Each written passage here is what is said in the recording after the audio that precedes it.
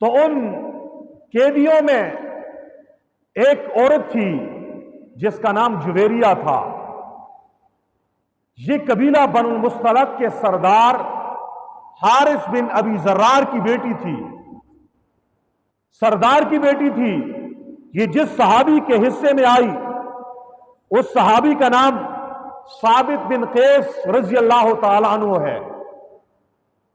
ثابت بن قیس رضی اللہ تعالیٰ عنہ نے جویریہ سے کہا، جویریہ میں آپ کو چھوڑ دوں گا، آزاد کر دوں گا، لیکن ایک شرط ہے، ایک معاملہ میرے ساتھ کرو، وہ یہ ہے اتنے پیسے مجھے دو، وہ پیسے جب ادا کرو گے اس کے بعد تو آزاد ہے، تجھے میں قید سے چھڑا دوں گا۔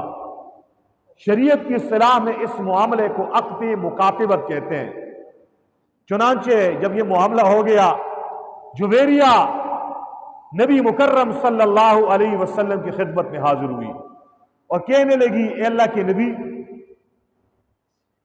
میں ثابت بن قیس کے حصے میں آئی تھی، اس نے مجھے یہ شرط لگا کے آزاد کر دیا کہ اتنے پیسے دو، اس کے بعد تو آزاد ہے، میرے ساتھ امداد کیجئے، تعاون کیجئے۔ میرے پاس کچھ بھی نہیں ہے، میں حارث بن ابی ذرار قبیلہ بنو المصطلق کے سردار کی بیٹی ہوں، مجھے آزاد کر دو۔ حضور پاک صلی اللہ علیہ وسلم نے فرمایا، او جویریہ، کیا میں اس سے بہتر چیز تجھے نہ دوں، اس سے اچھا معاملہ تیرے ساتھ نہ کروں؟ فرمایا کیا معاملہ ہے؟ فرمایا معاملہ یہ کرتا ہوں میں، تیری طرف سے تیرا فدیہ میں ادا کر دوں گا، تو آزاد ہو جائے گی، اور آزاد ہو جانے کے بعد میں تجھے اپنے نکاح میں لے لوں گا، تجھے اپنی بیوی بنا لوں گا، کیا آپ اس پہ راضی ہو؟ تو جویریہ کہنے لگی، مجھے یہ بات تسلیم ہے۔ چنانچہ نبی مکرم صلی اللہ علیہ وسلم نے جویریہ کی طرف سے ثابت بن قیس کو اس کی شرط کے مطابق رقم دے دی، جویریہ آزاد ہو گئی۔ حضور پاک صلی اللہ علیہ وسلم نے حضرت جویریہ رضی اللہ تعالی عنہا سے شادی کر لی۔ یوں یہ جویریہ جنابی نبی مکرم صلی اللہ علیہ وسلم کی زوجہ محترمہ بن گئی اور امت کی ماں بن گئی، حضور نبی کریم کی زوجہ بن گئی اور میری اور آپ کی ماں بن گئی۔ ام المؤمنین کا لقب اس سے مل گیا اور آج دنیا انہیں ام المؤمنین حضرت جویریہ رضی اللہ تعالی عنہا کے نام سے جانتی ہے۔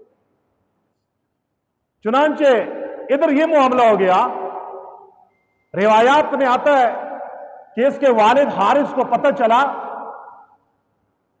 کہ اس کی بیٹی جویریہ بھی قیدیوں میں ہے، سردار کی بیٹی ہے، تو سردار کی تو ناک کٹ جائے گی، اس کی بیٹی غلام ہو، کسی کی قید میں ہو۔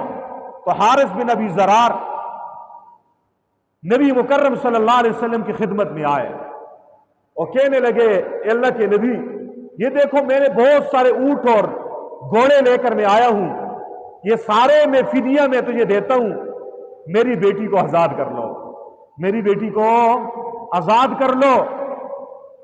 اور راستے میں اس نے دو خوبصورت اونٹ اور بڑے قیمتی اونٹ اس نے ایک گاٹی میں غار میں چھپا کے وہاں پہ باندھ دیے تھے اور باقی سارے اونٹ لے کر آ گیا تھا۔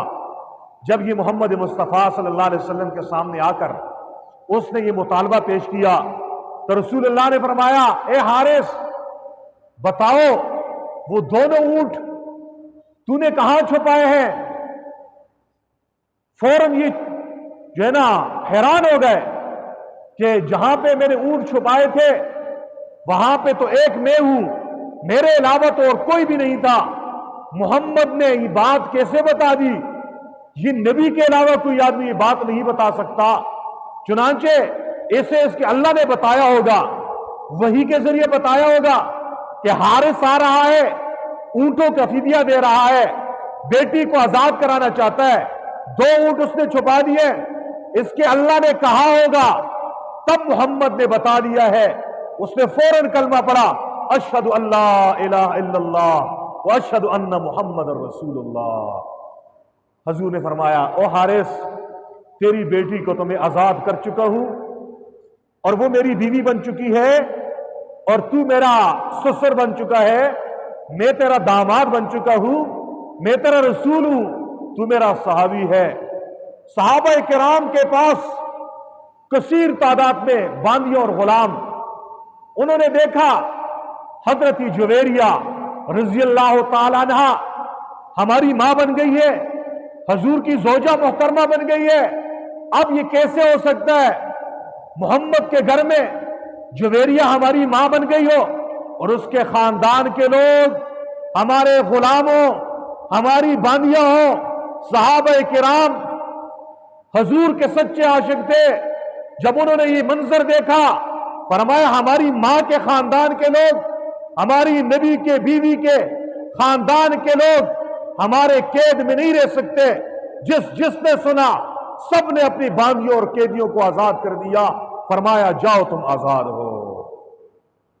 اس لیے حضرت عائشہ کہا کرتی تھی، فرمایا کرتی تھی، جویریہ وہ خوش نصیب زوجہ محترمہ ہے جس کے آنے کی وجہ سے اس کے پورے خاندان کو آزادی ملی، غلامی سے چھٹکارا ملا۔ حضور پاک صلی اللہ علیہ وسلم نے اس کو آزاد کر دیا، شادی کر دی۔ بعض روایات میں آتا ہے حضور نے اس کو مہر بھی دیا، اور مہر کیا دیا؟ فرمایا تیرا مہر یہ ہے نا، تو اپنے خاندان کے 40 قیدیوں کو آزاد کر لے، یہ تیرا اختیار ہے، یہ تیرا مہر ہے، یعنی جو تیرا دل چاہے نا، ایک ایک کو 40 آدمی کو چن، اس کو آزاد کر، یہ تیرا مہر ہے۔ چنانچہ اس غزوے کو جس کی بات میں نے ابھی کی، اس سے غزوہ مریسی کہتے ہیں، غزوہ بنو المصطلق کہتے ہیں۔